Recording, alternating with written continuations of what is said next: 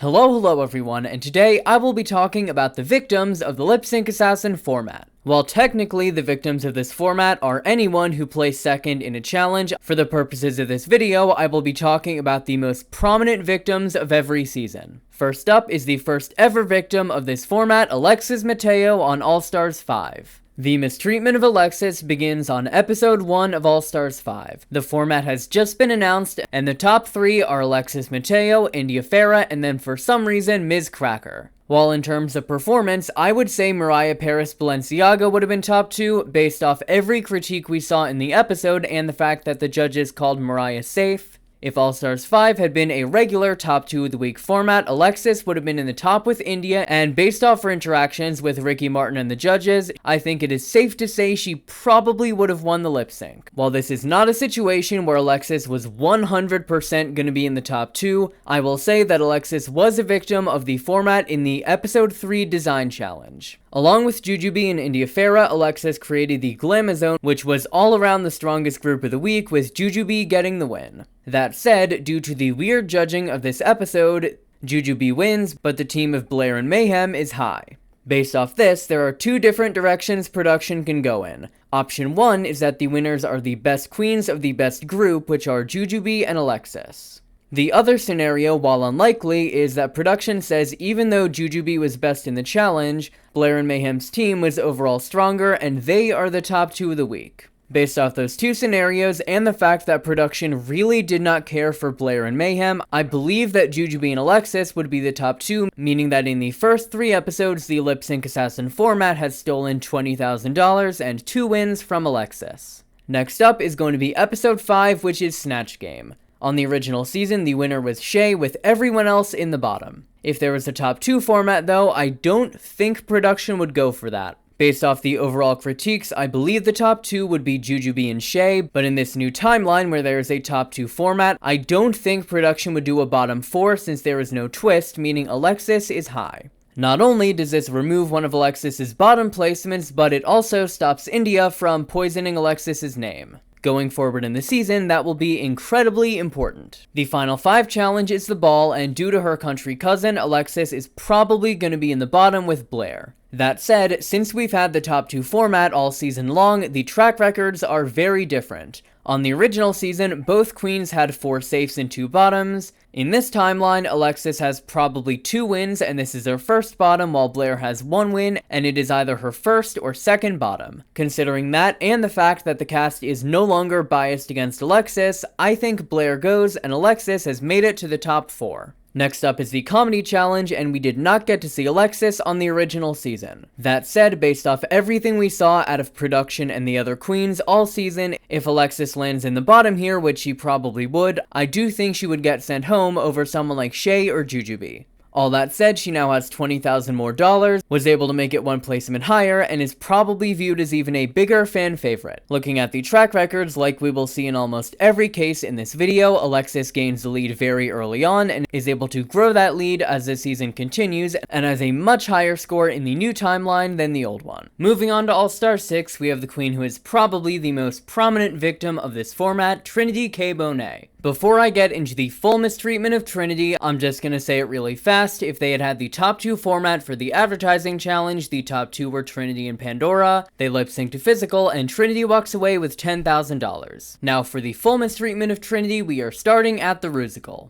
The All-Star 6 rusical, the parts in the All-Star 6 rusical were not balanced in any way, but based off performances, we have a very obvious top 2 of Jan and Trinity. On the original season, a lot of people were angry that Jan got the win. In this timeline, that does not happen. They are the obvious top 2, they both get the win lip sync to Womanizer, and Trinity has now gained an extra $20K. In addition to this, Jan will no longer be raked over the coals for getting this win, and will probably be a larger fan favorite after the season. Moving on, we have the final 5 design challenge. This is the episode where Trinity really got screwed by this twist. The queens have to design and make a look based off a character, and going off what we saw in the challenge, I believe the ranking would be Raja, then Trinity, then Ginger, then Kylie, then Eureka. Considering all of that, on the original season, Raja got the win with everyone else in the bottom, as if you're not in the top, you are in the bottom. While I guess that made sense on the original season if there's a top 2 format based off critiques and performances, Trinity is getting the win here. That means that her third bottom placement of the season is turned into her fourth win. The second Final 5 episode is the stand-up challenge that originally eliminated Trinity, and in this timeline, I just don't see that happening. From what I've been able to gather since the show aired, I think the main two reasons that Trinity got the chop here was A, it was her fourth time in the bottom, and B, she was still very down on herself from the first Final 5 design challenge bottom. In this scenario, both of those factors have now been removed, meaning in this timeline, Trinity is probably one of the frontrunners instead of maybe third or fourth. Not only is her track record going to protect her a bit, I think in this scenario, she is much more likely to put up a bigger fight for herself and make it to the end.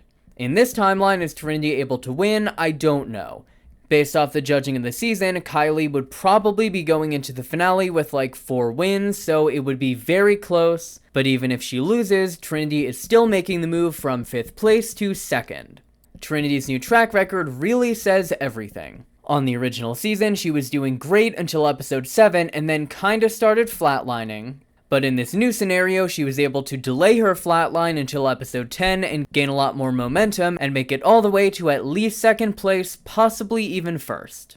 On All-Stars 8, pretty much every queen got screwed by the Lip Sync Assassin format in one way or another. I was able to narrow it down to a final 3 of Kahana Montrese, Lala Ri, and Jessica Wilde. In the end, I decided to go with Jessica Wilde, but I very easily could have done Lala or Kahana here. All-Stars 8 is one of the strongest arguments against a format we have ever seen. The first time Jessica gets screwed by the Lip Sync Assassin format is in the episode 4 acting challenge. On the original season, Jessica forms a team with Candy and Jimbo, with Jimbo getting the win. In this timeline though, there's a top 2, meaning it is either Jimbo versus Jessica or Jimbo versus Candy.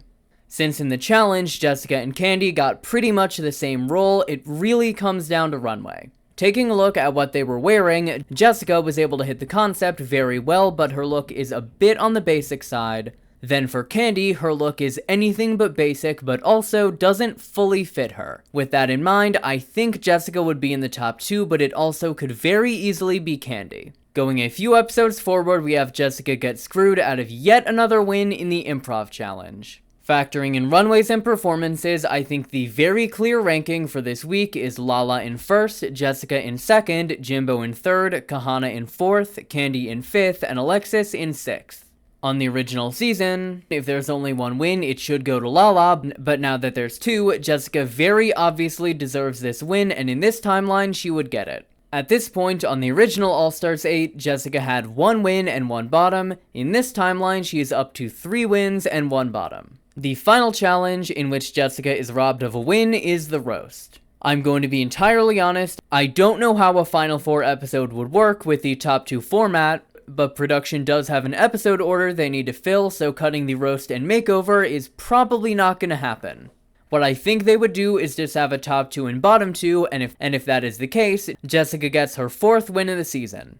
As a result of this, just like Trinity, one of Jessica's bottom placements is turned into a win. In terms of comparison between the 2 seasons, Jessica has now gone from having 1 win and 2 bottoms, to now 4 wins and 1 bottom. The final challenge is the makeover. With the Lip Sync Assassin format, there's very obviously 1 winner and a bottom 2, but with the top 2 format, I have no idea what would happen. I highly doubt production would give 2 queens a win and just eliminate one, so I think what they would do is either have Candy lip sync for her pleasure to jump in like they did with Deja, or have a just regular lip sync for the win with Jessica and Candy. Either way, she is not getting eliminated, and she will be moving on to the finale. Looking at the track record chart, her track record stays mostly the same until episode 9, where she starts gaining an insane lead. Then in terms of challenge wins, I've not planned out this entire season, but she is definitely up there with the other finalists, and I think has a legitimate shot at the crown. On the original season, production had the very easy option of crowning Jimbo, as Candy did not have the best fan reception,